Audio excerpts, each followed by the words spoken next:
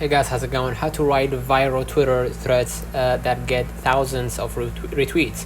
Writing a viral Twitter thread requires a blend of creativity, storytelling, and engagement strategies. Here's a short guide to help you craft threads that resonates. So first of all, I'll start with the hook, right? Begin with an intriguing statement, a question, or shocking fact to grab attention, and keep each tweet clear and to the point. Use short sentences and avoid jargon, and use a narrative structure, set up a problem, build tension, and provide a resolution to keep readers engaged. People love lists like five tips for they're easy to digest and shareable.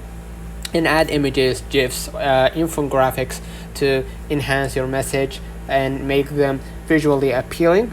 And share actionable insights, valuable tips, or fresh perspectives that your audience can apply. Encourage interaction by asking questions at the end or throughout the thread. Use a few relevant hashtags to increase discoverability but avoid overloading. If applicable, mention people or accounts related to your content to draw in their audience, and prompt readers to retweet, comment, or share their thoughts to boost engagement.